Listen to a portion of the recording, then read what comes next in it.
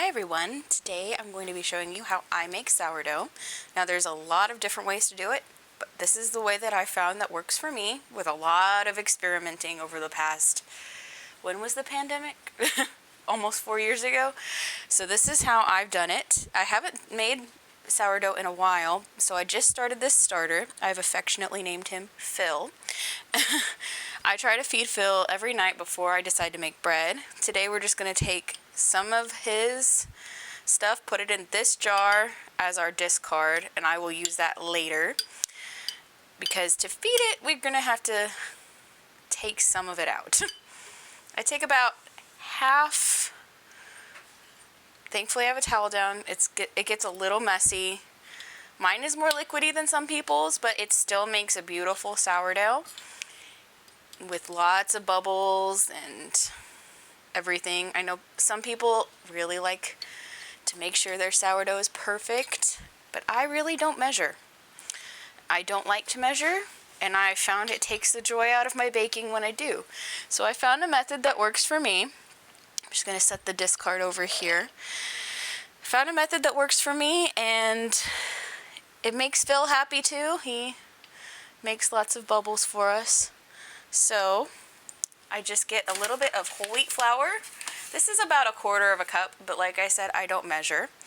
So in goes some of the whole wheat flour, and then I do another scoop of the all-purpose flour, and I just pour it in.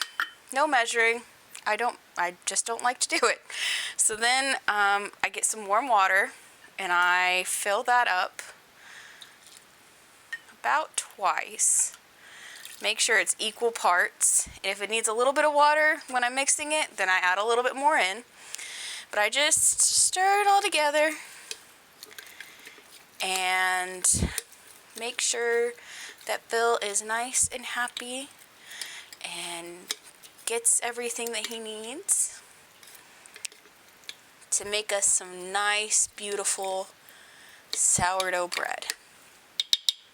Alright, now that that's all incorporated, we're going to leave Phil overnight,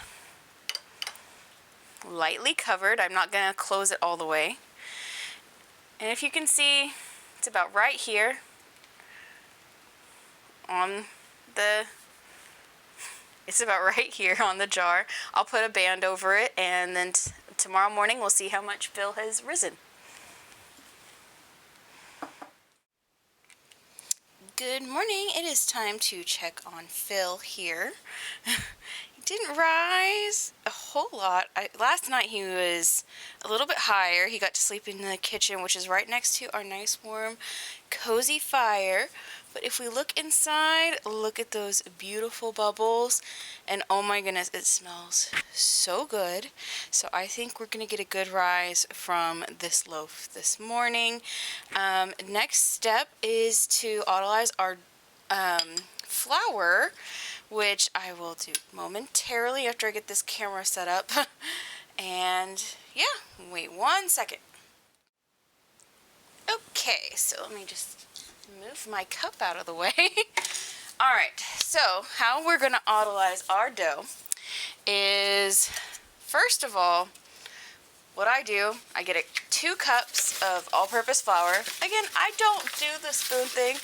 I'm very lazy when it comes to measuring. So I do 2 cups of all-purpose and 1 cup of whole wheat.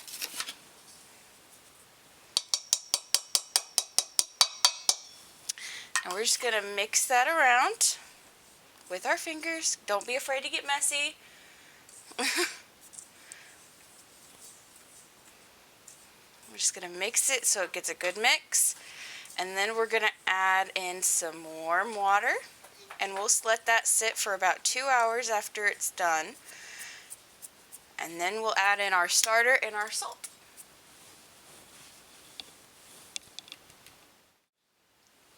Okay, so I got the water, and now we're just going to slowly, I don't measure the water, I just do it until it feels right.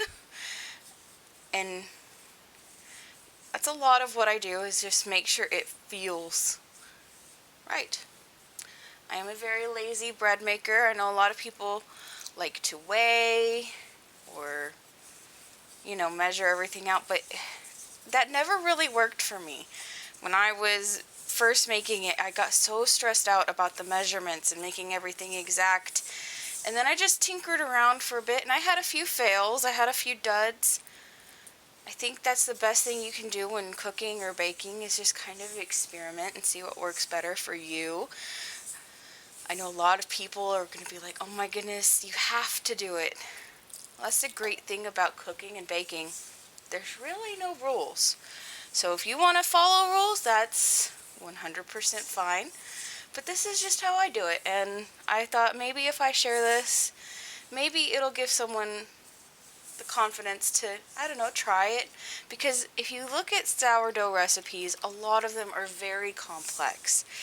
And it gets a little overwhelming to see, you know, oh my goodness, I have to have all this stuff. Oh my goodness, it takes so long to measure everything out and all the steps, and oh, it has to be this exact amount of grams, and it doesn't. And I think that's just the beauty of cooking and baking, is we can all find our own little grooves to make sure that we get to enjoy our experience. Because when I was stressing out about all that stuff, I wasn't enjoying myself. Not in the slightest little bit was I having fun. I was very stressed. But when I started making my sourdough this way, I started having fun with it. And that, I think, is the most important thing, is to make sure that you have fun and you're enjoying your experience. So now it is wet enough, I think. It's not sticking to my hands so much, and that's what I want, because I want it to be a little extra wet, because this is the autolyzing stage. So we're just going to let the water really soak into the flour, and that will help also develop the flavor that we want in our sourdough.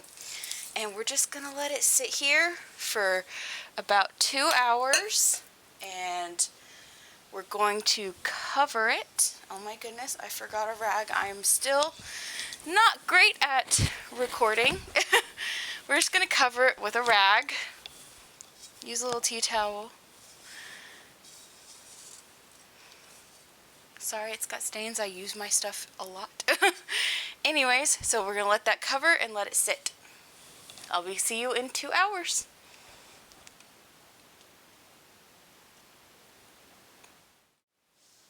Okay, and we are back to check on our autolyzed bread dough. As you see, it's spread out a bit and it looks really good.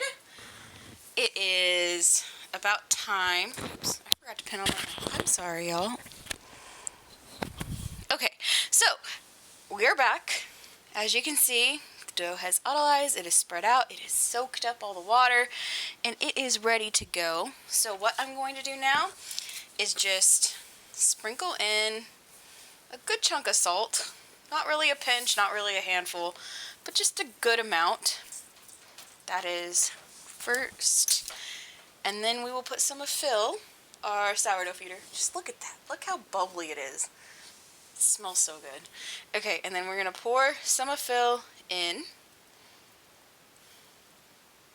Like I said, I don't measure. It's just not something I want to do. So I pour about half of Phil in. Cover Phil back up. And we mix it all together. Like I said, you gotta make sure you get your hands dirty. You want to feel your dough. You want to make sure your dough feels right. So it's really gross. I really hate my hands being dirty. Not a fan of it. But it's necessary for this, and I can just wash my hands as soon as I'm done. So you gotta really make sure that the starter gets mixed in with your dough, and your salt gets mixed in. You're gonna mix it in real good, and then we're gonna let it sit for about 30 to 45 minutes is how long I usually go. And then we start doing our folds. So get this mixed in. Probably fast forward through all this.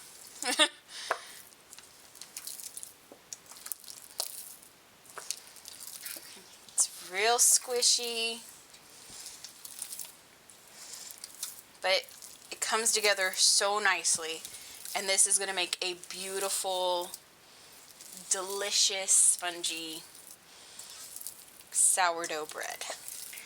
And I don't know if I mentioned it, but I like to use the combination of all-purpose flour and whole wheat flour. One when I do my starter and for the actual dough itself, just because it gives it such a nice flavor.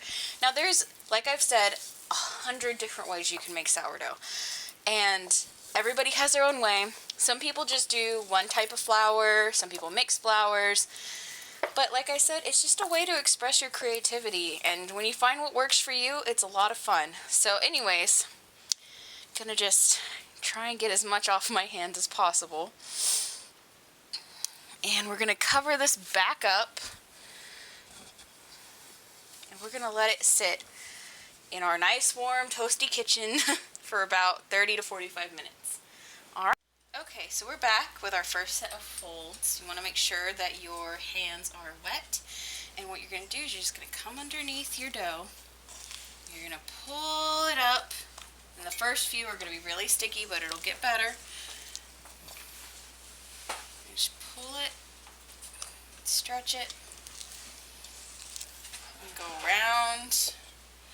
Oops, sometimes your bowl will come up, but that's fine. It works. And this is my last one for now. Pull, whoa, and fold. And I'm just gonna take it one more time and fold it under. It's just what I like to do, so I know where to start next time. All right, we're gonna cover it back up, and I'll come back in a few minutes and we'll do the next set.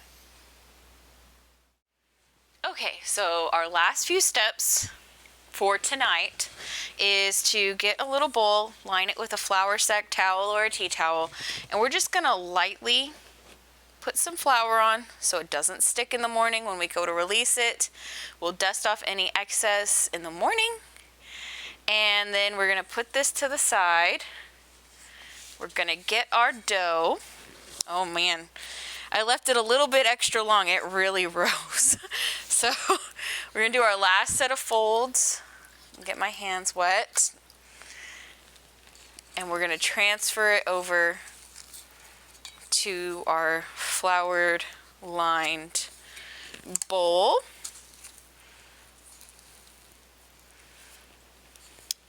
Just get in there, make sure we got all that wonderful gluten developed.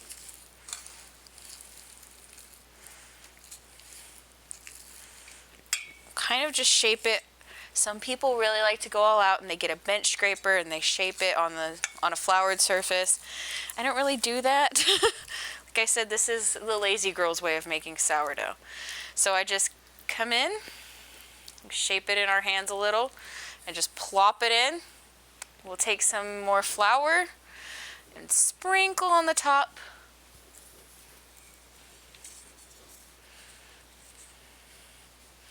So that way it doesn't stick on this either. And we'll just fold it up and pop it in the fridge to cold proof overnight. Okay, so it is the next morning. Our dough is all ready to go, nice and springy.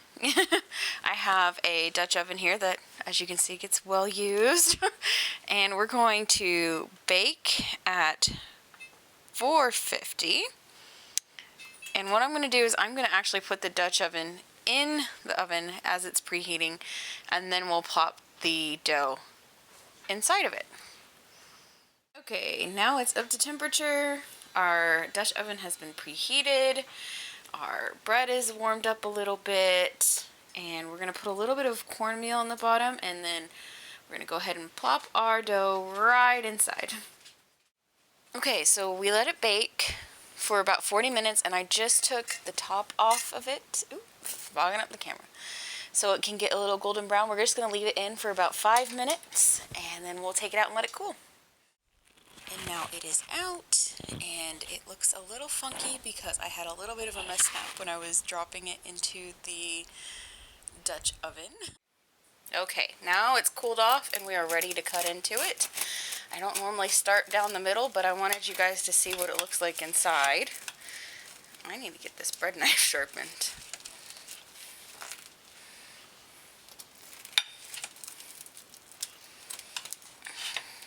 It's so soft.